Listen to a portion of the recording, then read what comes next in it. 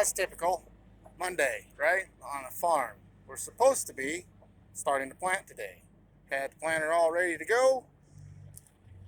Yes, Saturday, worked late, got it all ready to go. Only had a few little things to do, put seed in it. We're supposed to go today. Well, the planter that we bought for us on an auction here a couple weeks ago was supposed to be delivered last week. Well, they told us it's not going to get delivered till the end of this week, right? Guess what? I had to drop our planter, and I am now at John Deere hooking up our new planter instead of planting corn. So probably what will end up happening, because we got to go through this thing, we got a new 1725 and we have a 1720, and there's a lot of difference. For one, this is the exact emerge, got the belt systems, and instead of planting 4.5, 5 mile an hour, now we're supposed to be able to plant 8 to 10 mile an hour. She's a little rough, but it's 3 years newer than our other one. Still got a CCS on it. It's an improvement. How much of an improvement? Oh, I don't know. We'll find out. It's got hydraulic downforce on it, so that's an improvement.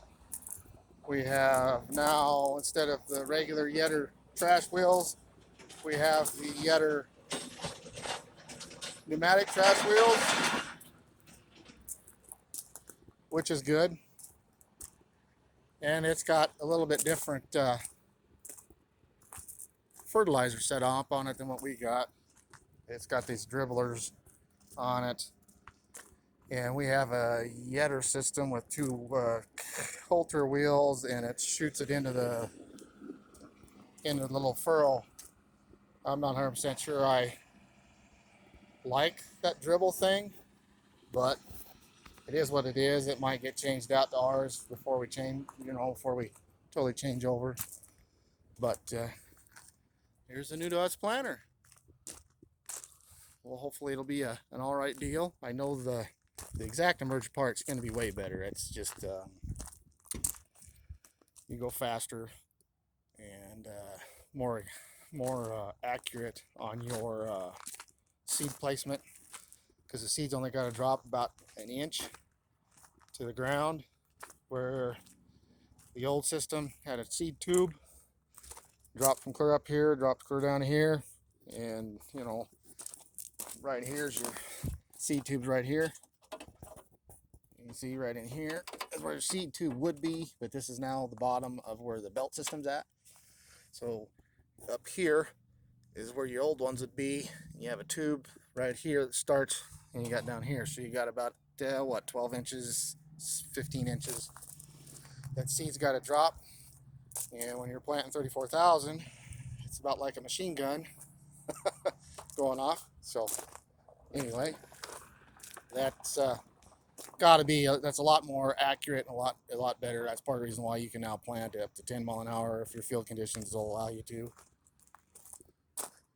So, but it'll be an improvement. I'm hoping it's all right. Looks a little rough. It's definitely used. But new planter, spec'd out like our old one. To replace it, I think Jeff said the other day when he tried spec'ing one out, it was like $325,000 for a 16-row planter. To exactly replace for what we have. And what this is pretty much replacing what we have. It's 3 years newer. It's the exact emerge. So whether we get to use it this year or not, because the other one's ready to go, and today's planting day. So, and as you can see, one little dinky cloud in the sky. No rain yet, and it's supposed to rain this afternoon, off and on all gall darn week. So what I really need to be doing is planting corn with the other planter. But I guess it is what it is, and we got it here. We got to get it home, and that's where we're at. And so here's a little video I thought I'd do of it, and maybe get this up. Here's it. My real life farming videos are doing all right, and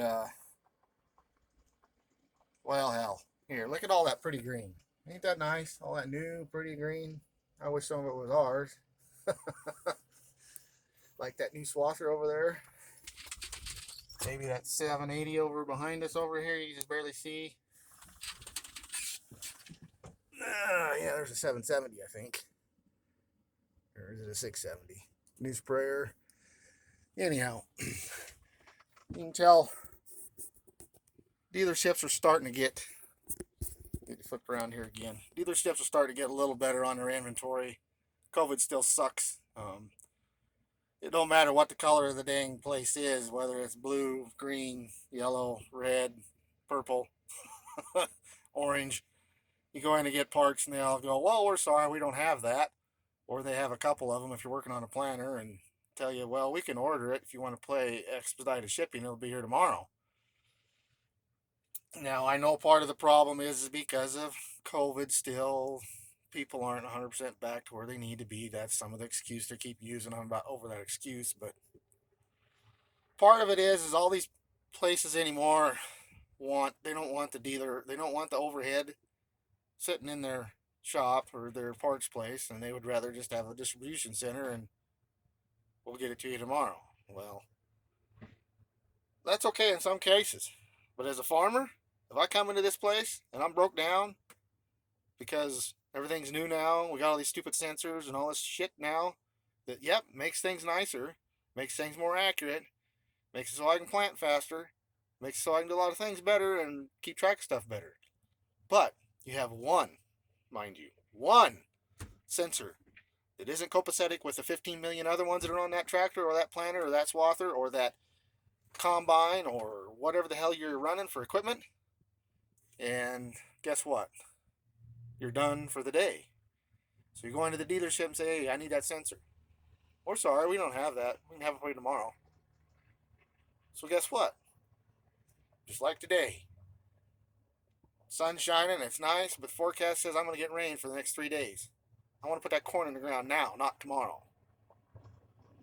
So it's frustrating, and it's frustrating on the farmer's part. It's equally frustrating on the dealership part and the parts guys, because then they got irate farmers mad at them, and like us, we're not a huge farmer as far as that goes. We farm. I didn't say this on our equipment tour, but we farm right close to 3,000 acres. We're going to have about 1,800 acres of corn this year, another 450 something like that acres of beans, and then we're at about 600 acres of alfalfa. So that puts us at just shy of 3,000 acres, right? So let's see, we're 1,800, 400, that's 2,200, and 600 is what, 2,800. So yeah, give or take 100 acres where we're at on our acres. So we're not small per se, but we're not huge either. We're not like Mike Mitchell, who farms 100, tens of thousands of acres. But either way, we still spend a pretty good amount of money in parts every year in one place, So you got to keep your customers happy. I don't care what color the damn thing is. That parts are important. Everything breaks down and we need them. But so, in my opinion, everybody, the John Deere guys that are all John Deere, and like I was talking to you a while back about the John Deere Colt, just because it's John Deere, by God, they're the best. I don't know about that. I used to be a red guy. I've always liked Ford. But anyhow, used to get that, well, we buy John Deere because they got a better dealership network and we get parts better. Well, maybe so. But that ain't so much anymore. They're all, no matter what color it is, they don't have parts for you. But anyway, enough of my little rant on that and my little video. Thankfully, we got the planter, even though it screws up our planting day, but it's here. We can get to work on it. If we get a rainy day for a couple days this week, and maybe we'll get to use it this year. Maybe not. But anyway, we got it. It's an upgrade, and I'm happy to have it. And with that, we'll give you another little pan around here. Oop, I dropped my damn phone. And, well, we'll go from there. Everybody have a good day. Have a great week. Anybody that's farming that watches this, and well, time for me to take this bad boy home. We'll catch everybody on the flip side.